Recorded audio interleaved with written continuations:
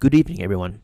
Today, I'll be talking about a devastating 2023 flood in Fitzory Crossing, a town in the Kimberley region of Western Australia. This wasn't just a weather event, it was a powerful example of how natural hazards, geographic vulnerabilities, and cultural significance intersect to create complex challenges.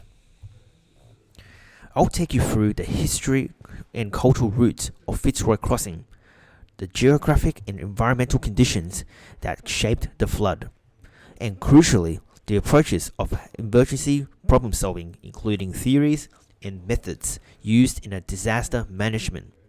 Understanding our history, culture, and practical frameworks come together in a crisis helps us shape more resilient and culturally aware responses in the future. Historical and cultural context. Fitzory Crossing was established in the early 1900s as a stock route crossing serving a vital point for moving cattle across the Fitzory River in Western Australia's Kimberley region. The town was very closely tied to expansion of the pastoral industry, which relied heavily on the labour of Aboriginal people, often under exploitative conditions. However, the region has been home to indigenous communities for over 60,000 years, especially the Bunapa people, who are the traditional owners of the land.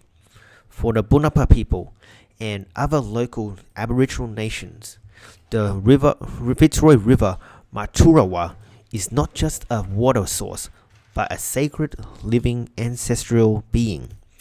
It holds an immersive spiritual significance, and it's protected by law, ceremonial, and kinship obligation to have passed down through countless generations. Throughout the 20th century, the colonization brought profound disruption to indigenous way of life.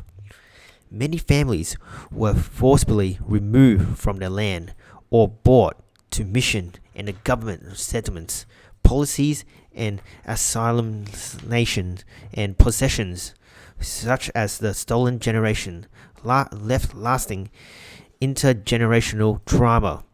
Despite this, Fitzory Crossing became the site of powerful resistance of cultural rival. In 1960s and 70s, the town emerges as a key location in the indigenous land rights, with a surrounding area witnessing landmarks efforts by traditional owners to reclaim over their ancestral lands. Over time, Fitzory Crossing became, for its strong community leadership and advocacy, culturally relevant services, particularly in health, educational, and social welfare. Innovative communities leads like a Fitzory Valley future programs, and the 2007 alcohol restriction in the spearheaded by Indigenous women leader garnered national attention for the effectiveness in the tackling complex social issues through culturally grounded approaches. These efforts have become the models for the remote communities around Australia. This is a deep context and essential because when disaster hits strike here, whether floods, fire, or environmental, they impacted far more than infrastructure. They disrupt living culture, ancestral responsibilities, and sacred landscapes. The loss is felt not in material terms, but in deep spiritual, cultural, and emotional connections that bind people to country. When we talk about recovery, we need to remember the solution that work best here are the ones grounded in culture. Aboriginal knowledge passed down for generations offers powerful guidance for how to care for country and community, especially during crisis after it. True recovery supports more than rebuilding. What was lost, it helps restore. What has always been here, strength, connection, and the deep resilience of this place. This place has 10 major traditional owner groups. They live in local communities. This land is not just a setting, it is a spiritual and legal landscape known as Maturara. It is protected by law, ceremony, and family responsibilities. The connection between people, land, and water is very strong. And how about the traditional cultural features? Indigenous people moved with the seasons, lived in strong family systems, and followed cultural laws. This has been shown in real projects. In Fitzory crossing, indigenous people worked with scientists to record how they used river resources like fish and plants. They also made seasonal calendars to show their knowledge of water cycles and how they care for country. This proves that indigenous culture is guided by seasonal rhythms, customary laws, and ecological knowledge. Today, these values still guide how people live, heal, and make decisions. In Fitzory crossing, cultural healers from Jalan Kangaroo healing still use reed ochre and healing sounds to treat people. These traditional practices continue and support community well-being. Alright, let's start by looking at the location of it. Fitzory Crossing is a small and remote town in the Kimberley region of northern Western Australia. This town is quite isolated. It's about 400 kilometers away from the coastal town of Broome, and around 260 kilometers from the nearest larger town, Dobie. Now let's zoom in and take a closer look at the central area of Fitzory Crossing. What stands out is the flatness of the entire landscape. The terrain is almost completely level, with no significant elevation changes. We can also see that the Fitzory River runs very closely to the town, just about 1 to 2 kilometers away. And there's not too many flood prevention or drainage infrastructures along the river. In addition, there is only one main highway cutting through Fitzory Crossing, and it crosses directly over the Fitzory River, highlighting the just how critical and potentially fragile this transport connection is during times of flooding. We can observe that Fitzory Crossing is surrounded by slightly higher terrain on three sides. This means that if flood waters enter the area, they are unlikely to drain out easily. The water essentially becomes trapped in the low-lying zone. So when heavy rainfall occurs, the water has nowhere to go. It simply pools on the surface, leading to severe inland flooding. Well, from a hydrological perspective, Fitzory Crossing is located at the confluence of several rivers, including the Fitzory River and its tributaries. This means the area receives a high volume of water flow.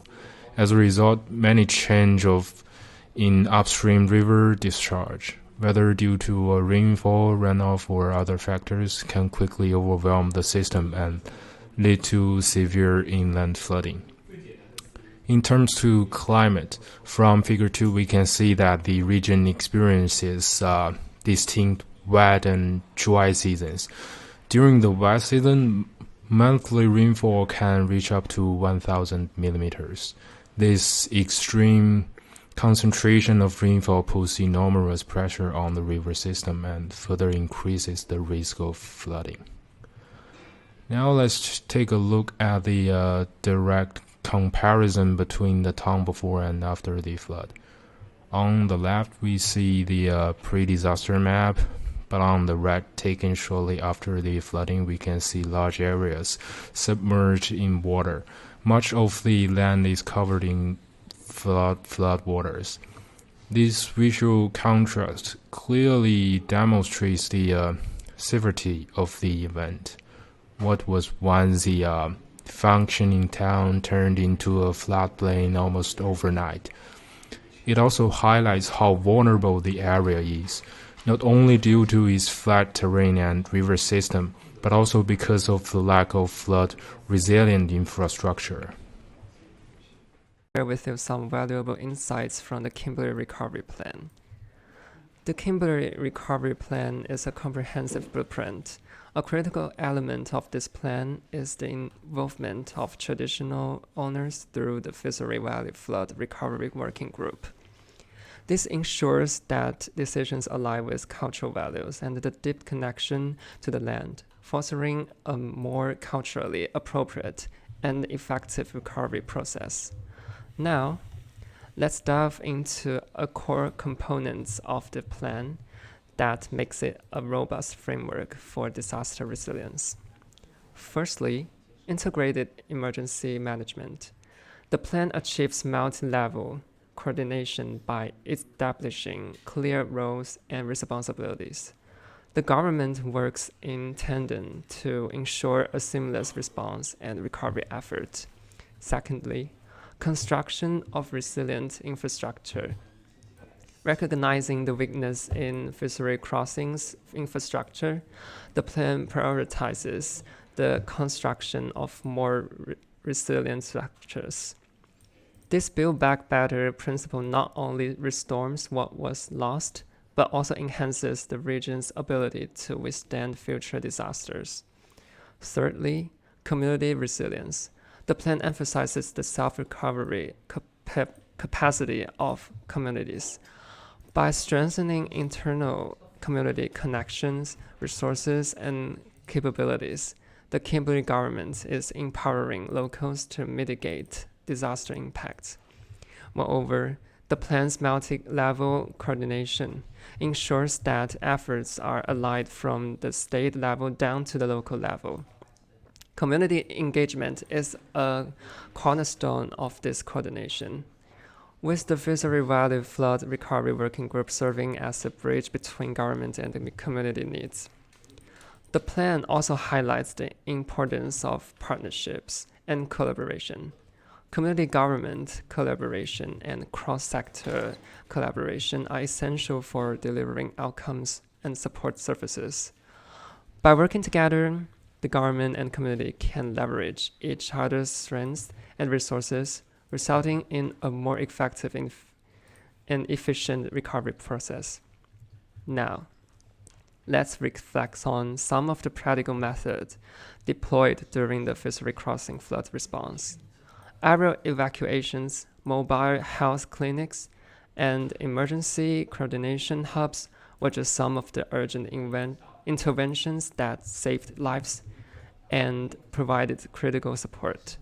However, the response also revealed weaknesses, such as inadequate communications infrastructure and limited localized disaster training.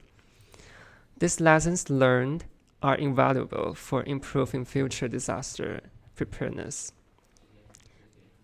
And I'd like to share with you the remarkable collaborative effort that may take place during the Fitzory crossing flood response.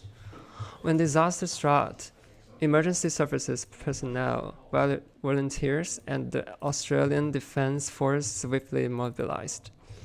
An estimated 263 volunteers from Western Australia, New South Wales, and Victoria played a vital role in the initial response and cleanup efforts. Their dedication and hard work during the first 6 weeks were truly commendable. But the response didn't stop there. The recovery journey required a strong partnership between the community and all levels of government. Local government manages on-the-ground operations, communicates directly with affected residents, implements recovery plans locally. At the state level, the state government leads at a strategic and policy level, provides funding, emergency services, and infrastructure support, coordinates across multiple regions and departments.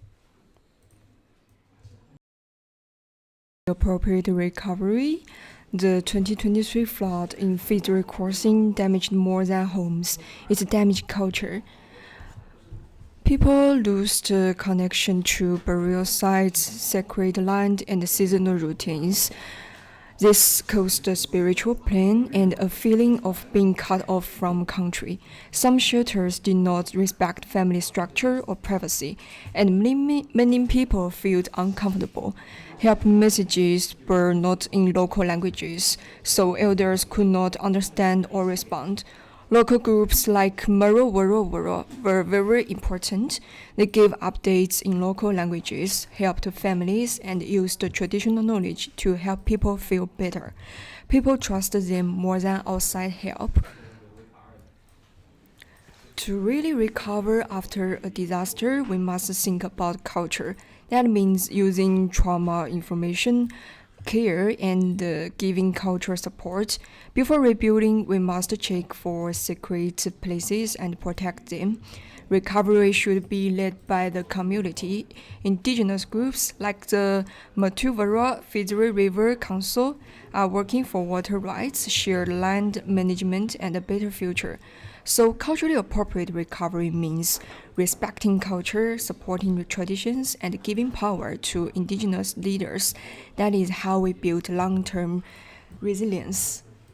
The lessons that we've learned from the flood and the future directions, I think these can be divided into 4 parts: infrastructure, empowering, mental health, and cross-sector coordination. Well, in the future, we may need to focus more on enhance the disaster prevention design standards for critical infrastructures and integrate operational-led strategies into disaster recovery planning, and set up a systematical trauma-informed support systems for children post-disaster. And finally, normalized the multi-departmental collaborative drill. I think those directions can make the government and the organizations to deal with the flood easier. So, therefore, the flood in Fitzory Crossing teaches us a vital lesson that geography and climate are not neutral. They interact with culture, politics, and infrastructure.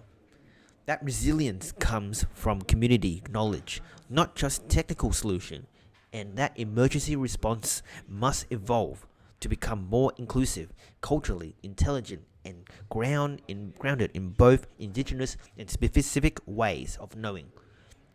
As climate change increases the frequency of extreme weather, what happened in Fitzory Crossing could happen anywhere. The real test is whether we listen, learn, and plan differently. Thank you for listening.